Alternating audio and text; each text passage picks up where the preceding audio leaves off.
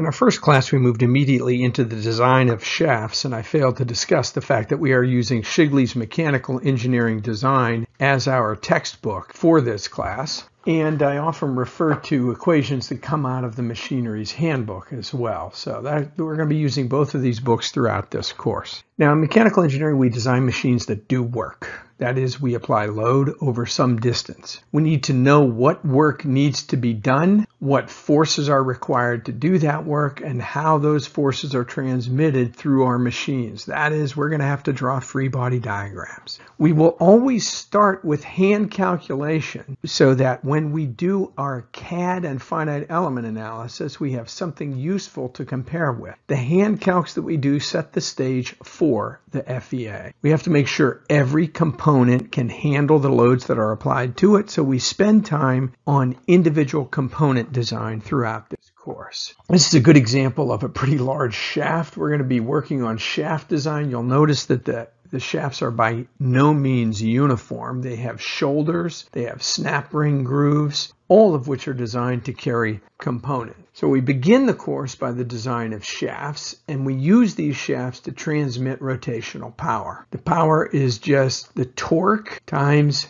the angular speed of the shaft. So that's Newton meters per second, or joules per second, or watts. We use our understanding of mechanics to size the shaft to avoid both static and dynamic failure. And we design the geometric details and choose the materials for fabrication so that the shaft can carry the components we want to fix to it. So what we have is a choice over materials that we can use in our shaft. We have a choice over how to place the components on that shaft and how to carry the loads through bearings to allow shaft rotation. The material selection is going to affect the static strength, yield, and the fatigue strength of the shaft itself, but that also affects the bending deflection and the torsional deflection of those shafts, both of which are important in order for the shaft to work properly. The deflection of the shaft generates a slope at the bearings and deflections at the supported elements on the shaft, both of which can cause failure of the shaft. There's also shear deflection due to transverse loading of short shafts, which is something we will also consider. But another thing that you can't forget about is something called whirling failure, and that is as the shaft rotates, if the weight is unbalanced on the shaft will begin to vibrate. And if that vibration is at the natural frequency of the shaft, then you will spin the shaft apart through something that's called whirling failure. So the deflection of the shaft is controlled by both the geometry that we choose for the shaft and the material that we make the shaft out of. The stresses are controlled by the geometry, not the material, but the strength is controlled by the material because the strength is a material property. Now, most shafts are made from low carbon steel because they are inexpensive. We either use cold drawn or hot rolled steel, generally in the 1020 to 1050 range of carbon content. We don't usually use high alloy steels because the fatigue properties don't change all that much from alloying, and we rarely surface harden them unless we want the surface of the shaft itself as a bearing surface. So for shafts less than 3 inches diameter, we're typically using cold drawn steel. As we go above 3 inches, we use hot rolled steel. We machine them all over so that they're smooth and so that we can eliminate the mass variability of the rotating elements. For low production materials, we use lathe machining, and we minimize the amount of material that's removed because it's wasteful to remove a lot. For high production, we form or cast them. And again, we usually want to minimize the amount of material that we use because it costs money to buy material. Now you can imagine that if you are designing a shaft for an oil drilling rig, there's an enormous distance over which you are transmitting rotational power.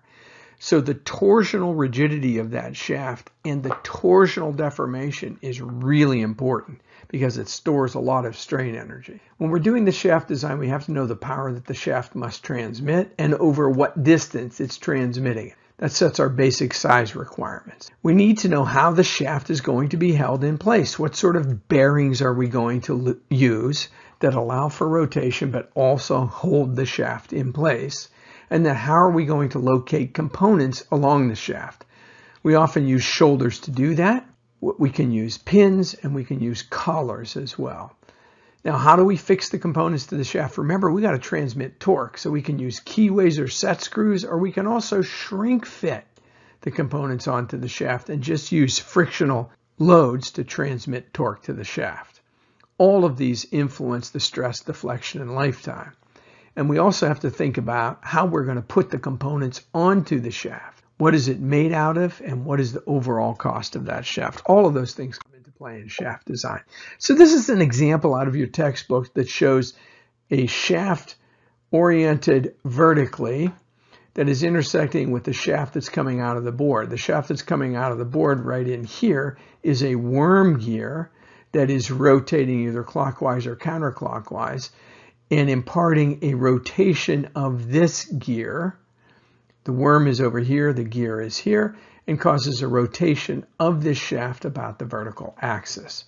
We have to hold all that stuff in place, and you'll notice that there are shoulders on the shaft which are meant to carry the gear and the bearings. These are tapered roller bearings in here. We'll talk about that in this class. They carry large axial loads. There's another taper roller bearing up here. Now, when you lay out a shaft, what you have to think about first is how much room do I have to put the shaft in?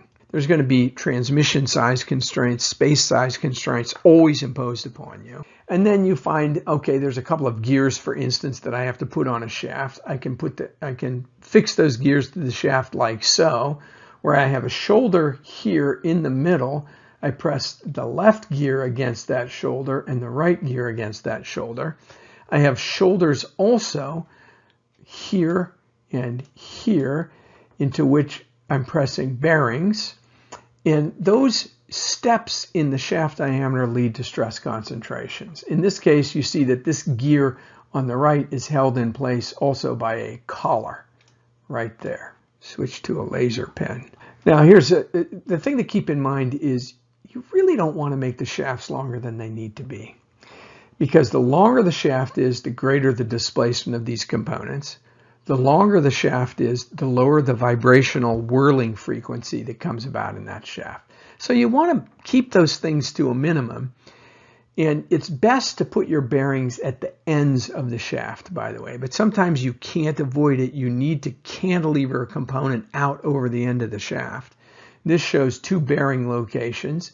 We have a fan that's driven by a pulley that is attached to a shaft. And here's the potential shaft that's being used to transmit that rotation to the fan. You'll notice in this case that the pulley is fixed using a collar with a set screw, and the fan is also fixed to the shaft with a collar and a set screw. This is a much more complicated setup where we are taking a shaft that's oriented horizontally, and we have a gear on that shaft right in here, which is a bevel gear, and it is interacting with another gear that's fixed to a shaft that is oriented perpendicular to the original shaft. So we apply rotational motion to the shaft here that is rotating about the horizontal, and it transmits rotational motion to a shaft here, which is rotating about the vertical. And again, we have steps on that shaft that are used to locate things like the bearings down here and the bearings up here. And we have steps to locate bearings here and bearings over here as well. So we have to transmit torque from the shaft to the gear or the pulley or the sprocket. And one way we do that is with a key, which is a physical key that goes between the shaft and the gear. Splines are like threads on a screw. We can use set screws. We can have pins that go through the shaft. We can use press fits. We can use tapered fits. Both of these rely on friction. Keys are a really effective way of transmitting torque, but of course, you can imagine that we're now unbalancing the shaft. We'll talk about those in the coming weeks. Now, the problem from the last lecture looked like so, where we have a gear at A and a gear at C The gear at C is cantilevered on the shaft out away from a bearing which is placed at B and another bearing which is placed at O. We have a specified shaft length, which seems a bit long to me. I don't like this 20 inches in here, but nonetheless, this is a problem that's given to us, and we have to figure out what is the proper shaft diameter for that given shaft. We have already solved for all of the forces. The force here was 600 pounds, you will remember, and that generates a torque about the axis of the shaft. This force over here is in balance with that torque, and so we can calculate that force to balance the torque out. So a torque would exist in the shaft only from component A out here to component C. Other than that, these forces generate bending moments that generate reaction forces at O and B. So we have forces and moments which must be accommodated by the bearings that are allowing the shaft to rotate. In the last class, we solved for the reactions at the bearings, and at O we got this reaction force shown here. The tooth force, written as a vector, is here, and it generates a torsion about the x-axis, which is negative 6766 inch-pounds. All the reaction forces and the gear forces are in pound force. The reaction at bearing B is shown here. The force from gear C is here and is there. And now what we must do is take those forces and determine the bending.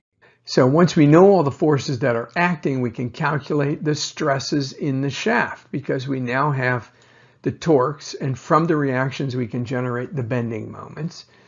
We do this by hand at critical locations only so that we can size the shaft. And those critical locations are at the outer surface where the bending moment is large and where the torque is present and where stress concentrations exist. We use the worst case location to set a shaft diameter so that we can then begin our design process. And we design it to prevent fatigue and also to prevent yield. The shaft stresses we've already talked about. In the most general case, we could have an alternating moment that would have a moment amplitude and a moment mean. And we could also have an alternating torque that generates a torque amplitude and a torque mean. And from that stuff, we can calculate bending stress amplitude, mean bending stress, shear stress amplitude, mean shear stress. And for round shafts, we reduced all of those equations to this form here. You've seen that before. We also know that we combine those stresses, the bending and shear stress amplitudes, into an equivalent uniaxial stress amplitude using a von Mises equation. And for the circular shafts, it shows up here. The mean stress, we do the same thing. We use a von Mises equation. Then once we have those von Mises stresses, we plug them into a Goodman equation. I want to use Goodman because it's the easiest, which gives us this fatigue endurance factor of safety. So it's a fatigue strength factor of safety that depends on the equivalent stress amplitude, the equivalent mean stress, the endurance strength of the material that the shaft is made out of, that includes all of the Marin factors, and the ultimate tensile strength. We put those things in using stress concentration factors for the given locations, and there are different ones in bending and shear, and that's an important thing to consider. And then we can rearrange that equation to calculate a starting shaft diameter, which we would then use to CAD up our shaft. Now, it is okay as a first go to allow the fatigue stress concentration factors to be equal to the elastic stress concentration factor. Otherwise, you got to go through that Marin factor business. You can easily downsize it later with corrected SCFs, but design is an iterative process, so let's just start with the elastic stress concentration factors. Also, we have to choose a shaft material, so we're going to use AISI 1020 cold drawn as the shaft material. That's going to set the yield strength and the ultimate strength. The other thing that we have to consider is checking for yield, and in order to get a yield factor of safety, we have to take the uniaxial yield strength and divide that by an equivalent uniaxial stress. And what we're going to use for that equivalent uniaxial stress is simply the sum of the equivalent stress amplitude and the equivalent mean stress. So it's sufficient to use the Goodman fatigue equation to do your initial calculations to find a shaft diameter for the worst stress location. We're also going to check yield at that given shaft diameter that we calculated using the criterion you just saw. And if it yields with that diameter, then we're going to have to increase it to prevent yield. And we know that it will also satisfy the fatigue strength criterion. So for rotating shaft with steady bending and torsion, so if we have a steady bending stress and a steady torsion, because the shaft is rotating, it leads to completely reversed bending. And so the bending stress amplitude is equal to the maximum bending stress, and the mean moment is going to be 0. So the mean moment is 0, and the equations that you just saw are a little bit simpler. If the torsional stress is steady, then the torsional amplitude is equal to 0. So it simplifies the equations on the last sheet. So now we're going to go back to the problem, and we're going to use spreadsheets, and we're going to CAD it up.